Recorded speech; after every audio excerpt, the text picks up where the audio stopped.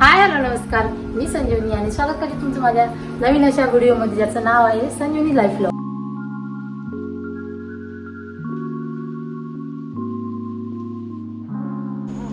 त्यानंतर नमकीन शंकरपाळी मी रात्रीच बनवायला घेतली. त्यासाठी हे अर्धा किलो मैदा घेतला.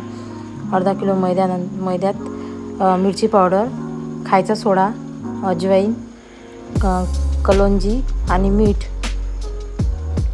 त्यानंतर तेल हे कडकडीत असं गरम करून त्या अर्धा किलो मैद्यात टाकून घेतलं आणि छान असं गरम होतं ते, म्हणून सराट्याच्या सहाय्याने त्याला मिक्स करून घेतलं.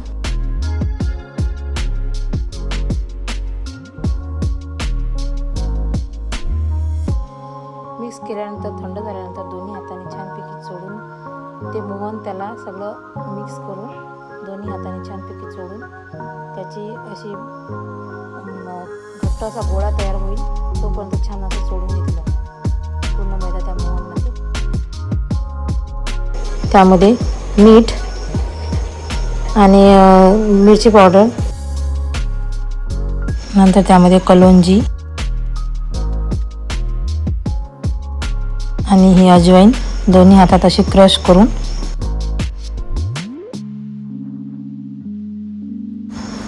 त्यानंतर त्यामध्ये खायचा सोडा टाकला आणि ते सगळं असं मिक्स करून घेतलं.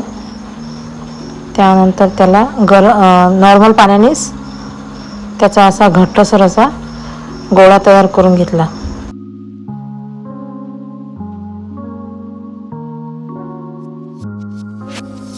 अशा प्रकारे त्याचा असा घट्ट आणि मऊ डो तयार करून घ्यायचा.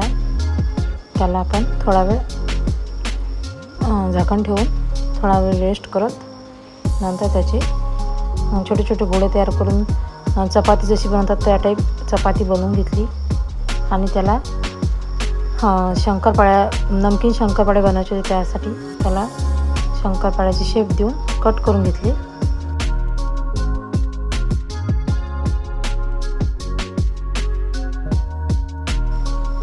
नंतर मग तयार झालेले हे नमकीन शंकरपाळे गरम तेलामध्ये असे क्रिस्पी तळून घेतले. तुम्ही पाहू शकता, मी हाताने चोळून दाखवत आहे किती छान असे ते क्रिस्पी झाले होते.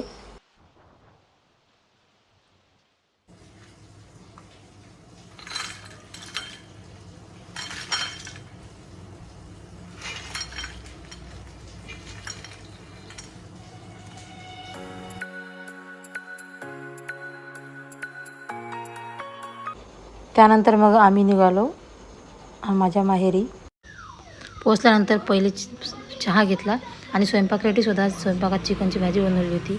आम्ही चौघी बहिणी असल्यामुळे चौघी पण बहिणींनी त्याच्यासोबत स्नॅक्सचे पदार्थ आणले होते. तेच त्यांनी सगळे पॅक केले.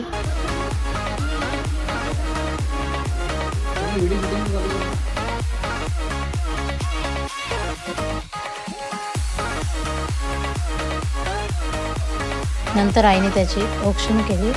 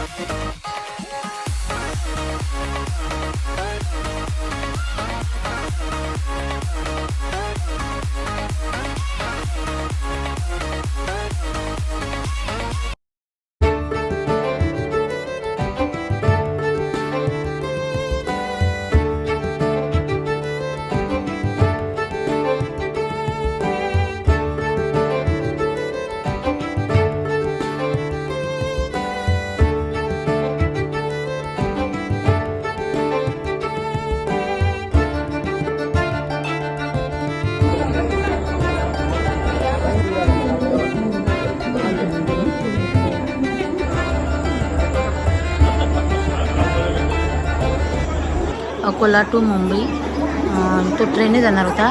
मुंबईला पोहोचल्यानंतर मुंबई इंटरनॅशनल एअरपोर्टवर त्याची फ्लाईट होती टू दुबई. असा मग माझा भाऊ निघाला होता दुबईला अकोल्यावरून. हे फ्लाईटमधली व्हिडिओ तुमच्यासोबत शेअर करते. व्हिडिओ पहिल्यांदा पाहत असाल तर व्हिडिओला लाईक करा, चॅनलला सबस्क्राईब करा.